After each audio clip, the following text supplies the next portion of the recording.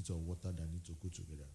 All right, let's now cross over to livestock production program in Ekiti. Yeah. I'd like you to update the people concerning the livestock production and, of course, the recent World Bank approved abattoir to be built in Ekiti. Okay, so I think you're asking two questions. Yes, in one. In one. So the abattoir, I will answer it. Let me talk about the livestock generally.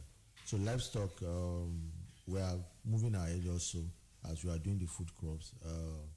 On what we call Ekiti broiler program today, we are just about to finish another 40,000 circle.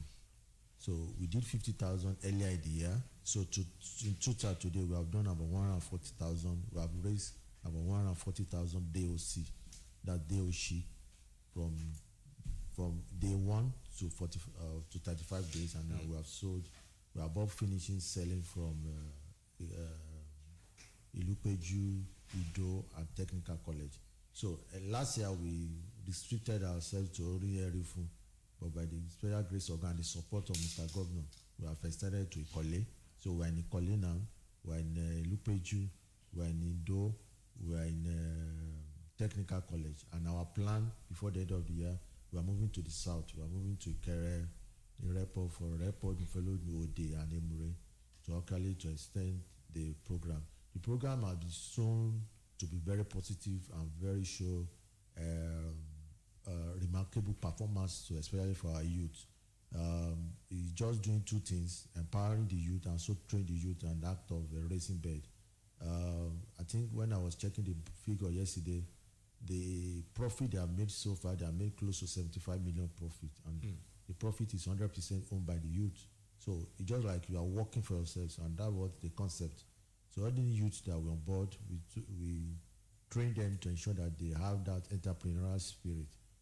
Work, then all the profit accrued to the business is 100% owned by them, and they divide it among themselves. On the abattoir that I mentioned, that's under AirPress, Livestock Productivity and Resilience Scheme. So we thank God and we thank the support of Mr. Governor, because Ekiti State play an active role on AirPress. We are one of the 20 states that is participating, and we pay our counterpart fund 100% by the Mr. Governor. So kudos to him for this support. What the World Bank support is doing is that what we have in Ado today is not an abattoir. It's what we call slaughtering slab. So it's not 21st century compliant. So I think last year the governor was at the abattoir, and he called me and said, "What you have here is not an abattoir." I said, "Yes, sir, this is not an abattoir.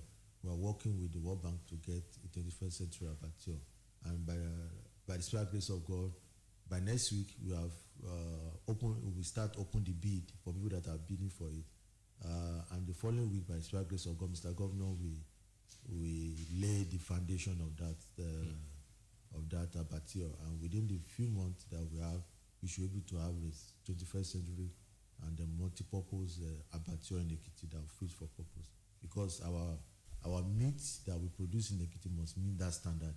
We have started to train the butchers and the meat processors, because we don't want to be in a place where we bring new technology and we displace the legacy butchers. So we want to accommodate them, but they need to be trained. 2 weeks ago, we started training with them. I think we did about a week training, and we did it in the south, the central, and in other part of the state, and we even did a practical one. So this training will continue until we finish the abattoir. And when we finish the abattoir, we bring them into the space also participate. So it's a game changer for us in the meat value chain in Ekiti. So our meat now, by the grace of God, going forward, we meet what you can see in Europe, what you can see in America, because of the process that it will follow. Ọlọ́lá commissioner wa ẹ̀sìnkú ìjókòó mo yẹ̀yìn láwo lórí gbogbo àwọn akitiyan ìjọba lórí kí iṣẹ́ àgbẹ̀ kó lè tẹ̀síwájú, kó oúnjẹ ó wà lọ́pọ̀ kó ọ̀yọ̀kú, kí a sì lè ṣe àgbẹ̀ de ọlọ́rọ̀. Mo ní àwọn ìbéèrè kéékèèké bíi mélòó kan kó tó di pé a kọjá lọ sí ìgboro káwọn èèyàn tó bá wa dá sí. Nígbà tí ẹ ń sọ̀rọ̀ nípa ìtọ́jú oko bí ẹ ṣe ń fún wọn ní oògùn kankan, ọ̀pọ̀lọpọ̀ àwọn egbòogi kan wà tí àwọn àgbẹ̀ wa látijọ́ ń lò kí wọ́n dẹ̀ fẹ́ràn gan tó dàbẹ́ ni pé ó múnádóko dáadáa à ń pe kínní ní gamalin 20 nígbà yẹn irú wa wọ̀nyí báyìí sì gbọ́njú mọ́ torí à ń bá bàbá wa lóko dáadáa ààrí gamalin 20 yìí ní gbòòrò mọ́ ṣé wọ́n ti fi nǹkan míì rọ́pò ẹ̀ ní tó lágbára ju gamalin 20 yìí torí àwọn orílẹ̀-èdè míì bíi Gambia nǹkan tí tójú wọn ò tí ì làbúyẹ́ ó dẹ̀ rà ní bíi ti Nàìjíríà gamalin 20 wà ń bẹ̀ Nàìjíríà bóyá la rí mọ́ kí ló ṣẹlẹ̀. gamalin 20 ti lọ lórí olóòtú nǹkan tó wà lórí gamalin 20 is not bí ó lágbára jù ó lágbára ju nǹkan tó fi ń ṣe nǹkan téèyàn ń jẹ lọ jẹ́ pé èèyàn tó bá mú gbà yẹn Ọlọ́run á ràn lọ́wọ́. wọ́n fi ń lo gbé májèlé lórí. gbé májèlé lórí so science want to develop a new brand tí ò lágbára tí ò lè pa ẹ̀mí èèyàn lára tí ò lè pa ẹ̀mí èèyàn tá a dẹ̀ tún ṣiṣẹ́ tó yẹ kí gamalin 20 kò ṣe so.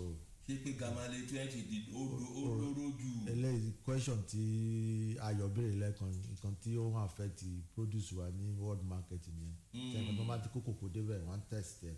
àwọn kòkó tó bá ti lọ láti Nàìjíríà lọ sókè òkun gbogbo wa tó bá ti wá láti àwọn àwa la kì í jẹ kòkó bí àwọn olóyìnbó àwọn ló ń jẹ chocolate jù kẹtó kẹrọ mi tí láàárọ̀ ẹ ń jẹ chocolate ẹ bá ń jẹun lọ́sọ̀ọ́ so it's part of their meal ó jẹun yọ lára wọn. oníṣẹ́ ara ti chocolate ṣe lára ní nǹkan jẹ̀dí làwọn àkàkùn bíi. àkì í ṣe kan jẹ̀dí o lótú ní chocolate. nǹkan tí àwọn tẹ bá dé Europe tẹ bá dé America ẹ rí i pé tó máa kó wá tí ó máa ń bọ̀ látọ̀ nǹkan tó máa ń kó wá gẹ́gẹ́ bí búrẹ́dì wa ń gbà. oríṣiríṣi ọ̀nà náà dẹ̀ ń gbà. so àti wọ́n ti develop new brand. ẹ ṣeun lápò lórí ti yẹn wàyí o àgbẹ̀ yapa lóríṣiríṣi. This is ká gbin oúnjẹ ká ṣe a ti sọ̀rọ̀ nípa àwọn igi ìṣòwò wàyí o ká wá bọ́ sórí àwọn àgbẹ̀ oní nǹkan ọ̀sìn aládìyẹ o eléwúrẹ́ o onímàálù o àti oríṣiríṣi nǹkan ọ̀sìn bẹ́ẹ̀ tó ṣe wípé owó náà ni ibo la bọ́rọ̀ dé nítorí ìdí ti àwọn oní nǹkan ọ̀sìn wọ̀nyí àwọn èèyàn ti ń bá wa sọ̀rọ̀ lórí Facebook tó pọ̀ gan àti ń rọwọ́ yín ṣùgbọ́n a máa débẹ̀ láìpẹ́ yẹn máa jẹ́ kọ́ga sọ̀rọ̀ tán. bí mo ṣe sọ lédè òyìnbó lẹ́ẹ̀kan a dúpẹ́ lọ́wọ́ Ọlọ́run tí ó jẹ́ ká gba ojú rere báńkì àgbáyé a lè dúpẹ́ lọ́wọ́ gómìnà ìpínlẹ̀ Èkìtì Biodun Adeyanju nítorí pé a ní láti meet requirement World Bank wọ́n tó lè sọ pé wọ́n náwó ìdàgbàsókè sọ́dọ̀ wa. ó ní tí wọ́n béèrè lọ́wọ́ wa. bẹ́ẹ̀ ni tàbí gbọ́dọ̀ sọ gbọ́dọ̀ sọ quarter part funding wa gbọ́dọ̀ sọ oríṣiríṣi rẹ ló wọlé láti ṣe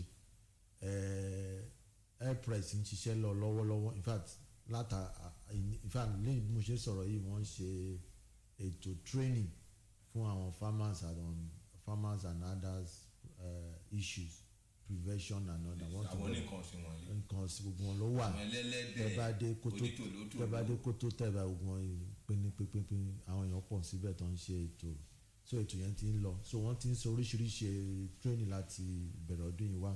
bọ̀ eléyìí tó jẹ́ pàtàkì fún wa òun níbi tá a ti ń pa ẹran ní ọ̀nà exu tí Ọlọ́run bá wa ṣe ibùdó pẹ̀rọ tí àwa Yorùbá ń pè lódò ẹran. odò ẹran so ìjọba gbogbo ẹran ṣe lù tí ò lódò ẹran. gbogbo ìlú ló ní bọ̀tẹ́lẹ̀ ta ní kò meet standard tó yẹ kó jẹ́. tá a pè ní ti ìgbàlódé ilé tí wọ́n kọ́ sọ́nà sẹ́gbẹ̀ẹ́ títì yẹn. bẹ́ẹ̀ni bọ̀tẹ́lẹ̀ ta tí báǹkì ìjọba àgbáyé ń gbé bọ̀ lágbára Ọlọ́run ilé tó jẹ́ pé ẹran tá a bá pa lẹ́kìtì a lè compare ilé tó ń pa ní Europe a lè compare ilé tó ń pa lamẹ́ríkà nítorí pé 21st century standard ni. ẹ̀gbọ́n kọmíṣánná bó lọ̀rọ̀ pẹ̀rán ṣe tún bá fẹ́ di góòlù ó di kọ́ńfọ̀ bẹ́ẹ̀ kán dúró ẹran rárá kò ṣe bẹ́ẹ̀ yẹ pé tẹ́ bá ti hàn in those days tẹ́ bá lọ sẹ́kọ̀ọ́ tẹ́ bá pa ẹran tán tẹ́ ń gbó láti odò ẹran tẹ́ ń gbó lọ sọ́jà ẹ̀rí kan wá gbé sórí ọ̀kadà jàbàjàbà gbogbo àwọn yẹn lẹ́kìtì gan inú ṣaka gbogbo wọn yẹn ti dá nǹkan àfìsẹ́yìn kò gbọ́dọ̀ rí bẹ́ẹ̀ mọ́ àti ṣe training fún àwọn apẹran àtàwọn tó ń process àtàwọn tó ń handle yẹn gbogbo alápàtà tí a bá rí yẹn mọ́ ẹni tó bá ṣe yẹn à á gbé nítorí pé bóyá mò ń tẹran báyìí bẹ́ẹ̀ni mo wá lọ sí abattoir tá à ń pè labattoir tẹ̀tí ní kì í ṣara yìí báyìí bẹ́ẹ̀ni pé kò tiẹ̀ múnádóko. ẹ èmi á di ṣayẹ máa di ẹran mi sí ṣaka máa gbé sọ́kadà mo ń lọ ọjà nìyẹn. rárá a ti ṣe training fún wọn ṣé ẹ pé ẹsẹ̀ kan ẹsẹ̀ wọn ní ẹsẹ̀ díẹ̀díẹ̀ àbí la fi ń yẹ ẹsẹ̀ lẹ́kùn ìkọ̀ọ̀kan láyé ọ̀sẹ̀ lẹ́kùn la fi ń yẹ ẹsẹ̀ lẹ́kùn ẹ̀kọ́ ẹ̀gbàgbé ẹsẹ̀ so a fẹ́ kó wá kó bá wọn lójijì òun la fi ń ṣe training fún wọn so 2 weeks ago a ti ṣe training fún gbogbo àwọn alápàtà àtàwọn tó ń pa ẹran lóríṣiríṣi torí pé tí abatí ọ̀yàn bá dé a fẹ́ kán kúrò níbi iṣẹ́ tó ń ṣe bọ̀ a fẹ́ train wọn kán lè mọ bọ́n ṣe lè lò ó torí pé kò yàtọ̀ ó yàtọ̀ díẹ̀ bọ̀ yàtọ̀ yẹn náà tán bá train wọn they can also be part of the value chain. Yes, I'd like you to tell us how far you have gone with the Bring Back the Youth in Agriculture program, which the government has partnered wisely to do, and also add the Agbayawa farms. Okay. Latest update concerning this too.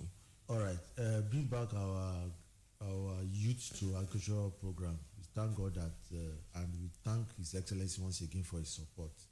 Last year we were in about five spaces. And today, we are in 13 locations. We are in 13 locations in Ekiti. Last year, we did maybe total number of youth that participated was around 913. And as I working on close to 2,500 to 3,000 hectares of land, planting rice, maize, cassava, yam. When you go to last week, as I said, when you were having this program, we were on our way to some of the locations.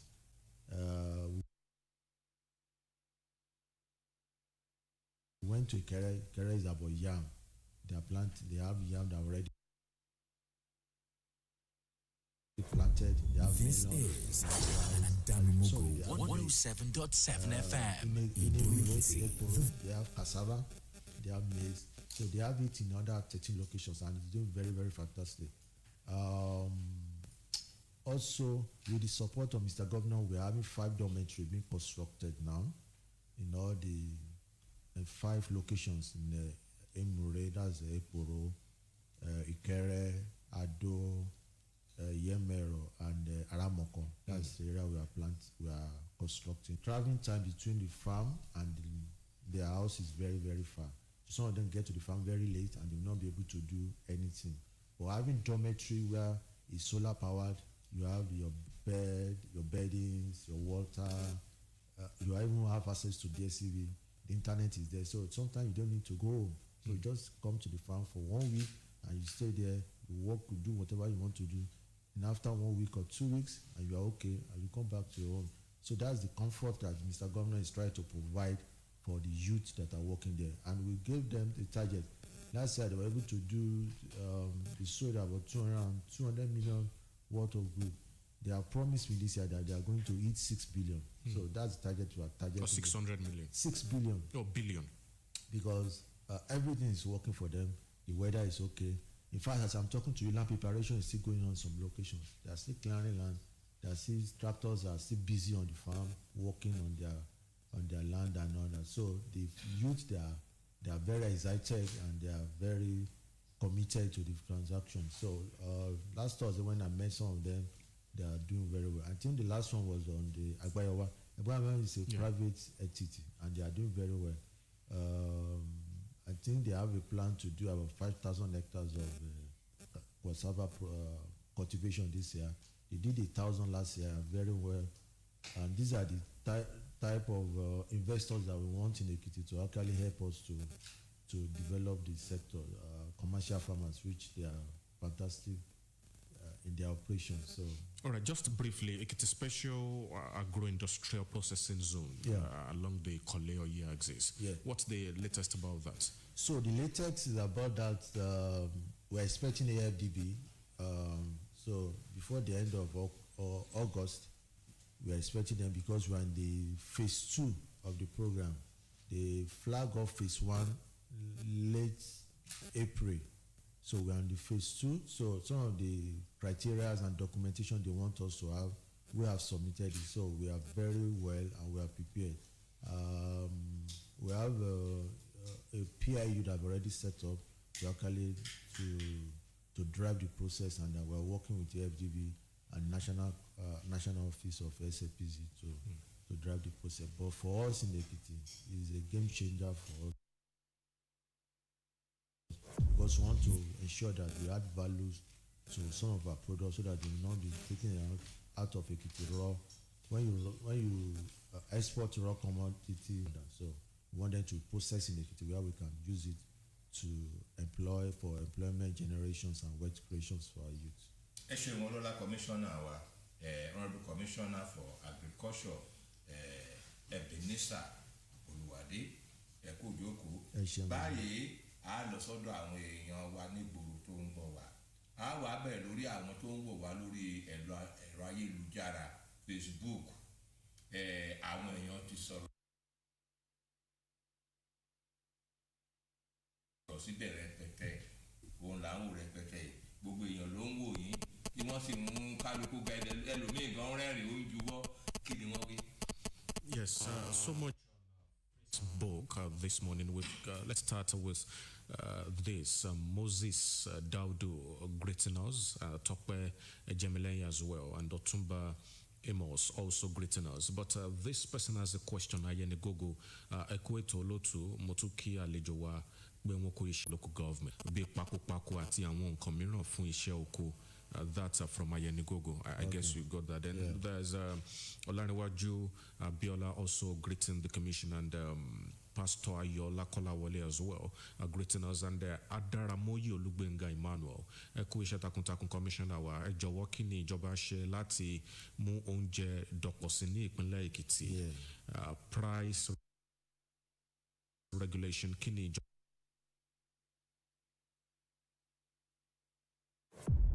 This is Adamimogo 107.7 FM. Ekiti, the voice of the light. Adamimogo.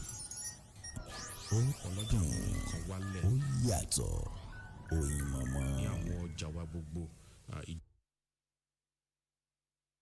Turn on the volume and let the music take you away.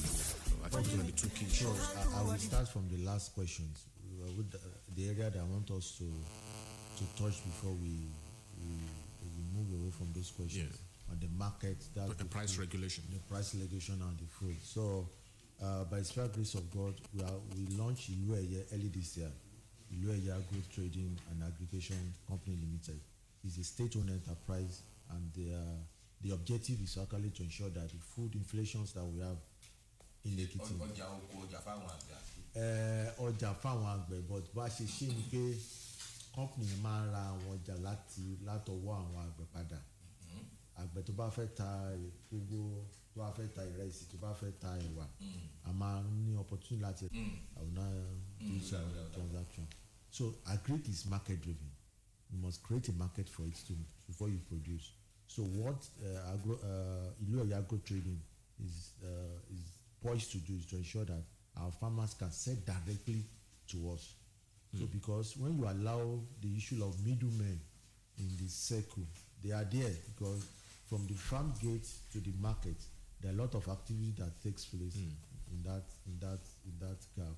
So we set up our lawyer buying from the farmers, some of the farmers that we supported, some of the youth in agriculture and all that. So when you go to where we have them stored, but we can't sell it in wholesale to farmers or to market women, because when you sell it in wholesale, the whole objective is being defeated. So we have a retail angle, and that retail has been constructed in Agric or Lope, where we have a small shed for storing and a small shed for people to come in and to buy. So in 10 days time, Mr. Governor will commission that process. So the process will be paid directly to the farmer. And also we are taking something today, we are being paid directly to the farmer. And also we are taking something today, we are taking data on the price movement of our activities, price of garri, price of rice, price of beans in the market, to ensure that the moment we see there's a spark in price of a particular product, we will also introduce our own to temper the price in the market. We are not distorting anything. We are not distorting the flow of the commercial. The sellers will still sell their produce, but we ensure that we monitor each commodity and the price movement of each commodity. And we are taking radio station and share it as soon as possible. But we are taking every week to ensure that. This is Adamimogo 107.7 FM. Ekiti, the voice of the light. Kágbọn àsìkò wa ń lọ gbogbo nǹkan tí wọ́n ń ṣe wọ̀nyí náà wọ́n ní afẹ́ ṣẹ́gun ọ̀rọ̀ alágbàtà tí ń ṣọjà dọ̀ wọ́n àwọn tá lọ kágbẹ̀ mórí oko tí wọ́n rà lówó pọ́kú tó á dẹ̀ gbé wá sọ́jà tó á sọ di góòlù ìyọ́n níjọba fi ń gbé ilẹ̀ iyì ọjà kan tí mo máa pè ní ìlú ẹ̀yẹ yes tá a máa ti ta èrè oko. So àwọn tó bá fẹ́ consume wọn tó lè ra àwọn tó fẹ́ jẹ́ gidi là á tà fún kì í ṣe àwọn alára tó kì í ṣe àwọn alára tó tà. 08130132097 lẹ́ẹ̀kan sí 08130132097 lásìkò péréte tó kù ọ̀rọ̀ pọ̀lẹ̀ tó ń jà mọ́lá. Ẹ káàárọ̀ bẹ́ẹ̀ o. Ẹ máa gbọ́ ọjọ́ mẹ́ta o. Orúkọ ti yín o. Orúkọ tèmi ni Ṣọlá Ògúndáre láti ràn àkókò. Àbọ̀dá Ṣọlá. Mo kí kọmíṣánná wa, Ọlọ́run á wà pẹ̀lú wọn. Ẹ̀yin náà ẹ wo gbogbo nǹkan tí wọ́n ń sọ. Wọ́n ní tí ebi bá ti kúrò nínú jẹ́kùjẹ́. Tẹ bá dẹ̀ wọ gómìnà yìí náà, gbogbo iṣẹ́ tó yẹ fún ọfọwọ́ kàn, òun náà ni wọ́n fọwọ́ kàn lọ́kọ̀ọ̀kan. Ṣùgbọ́n mo wá fẹ́ bèèrè pẹ̀lú ètò ọ̀gbìn yìí. Ẹ kú ètò. Iṣẹ́ àgbẹ̀ fáwọn àkàndá ẹ̀dá. Bẹ́ẹ̀ni, we have special, I think the essay to the governor of special education actually raised it with me. Òun la ṣe lọ́sẹ̀ tó kọjá. Tọ́jú lẹ́sọ̀ kọjá, so mo ti sọ fún wọn pé àwọn tó bá ti ní ìfẹ́ sí iṣẹ́ àgbẹ̀ lára wọn, kọ́ kọ orúkọ wọn wá, àá fún wọn ní first treatment. Àwọn la àkọ́kọ́ dá sí tán bá wá bí àwọn fẹ́ gba àgbo chemical ni wọ́n fẹ́ gba seeding ni o wọ́n fẹ́ ṣe oko ni àkàndá tó bá dáko tó bá fẹ́ ọ̀rọ̀ wọn jẹ́ ìjọba lógún. nítorí nípa ti fàdámà wa mo lọ sí Ìkẹrẹ lọ́dún late last year late last year lára wọn gba ìdìyẹ lára wọn gba kí n tán fi ṣe gààrí tó ń fẹ́ fi ṣe àti fún àwọn èèyàn wa fún wọn pé àwọn ní kọ́kọ́ consider. ẹ ṣeun yẹn àwọn àkàndá. ṣe ti gbọ́ alàgbà Ṣọlá Ògúndáre. hello. ẹ káàárọ̀ ń bẹ́ o. ìjọba ìṣẹ̀wọ̀n ló gbọ́mẹ̀. mi gbọ́. ìjọba ìṣẹ̀wọ̀n ló gbọ́mẹ̀ kájọ láti rí. kí ló kọ yín. Ayọ̀ Awókúnlé. Ayọ̀ Awókúnlé. ẹjọ́ kan máa ń wá ní kájọ láti rí tiẹ̀ gan o. olùkókò ń bẹ̀. ìyàwó mi dẹ̀jọ́ wá dẹ̀ kú bẹ̀. kò sóhun tó a fi ń ṣe kú bẹ̀ kájọ kan máa gbé bẹ́ẹ̀ wù síbẹ̀. ok kọmíṣánná ń gbọ́. hello. ẹlẹ́bẹ̀ o. àkókò wa ṣe. ẹ káàárọ̀. ẹ ṣeun ẹ káàárọ̀ o. tọ́pẹ́ láti láwẹ̀. ẹ ṣeun tọ́pẹ́ láti láwẹ̀ pápápá. ẹjọ́ mo fẹ́ béèrè nípa maximum residue level tó fẹ́ mẹ́rin ní ìdẹ̀pẹ́ dáadáa wọn sọ time. maximum kẹrẹ̀bẹ̀. maximum residue level tó sọ lẹ́ẹ̀kan bóyá tó ká tó fẹ́ fún mi àkókò àmì kíní ìkórìkórì ọ̀dùnkẹ́ tó máa fi ṣáájú contract ó sọ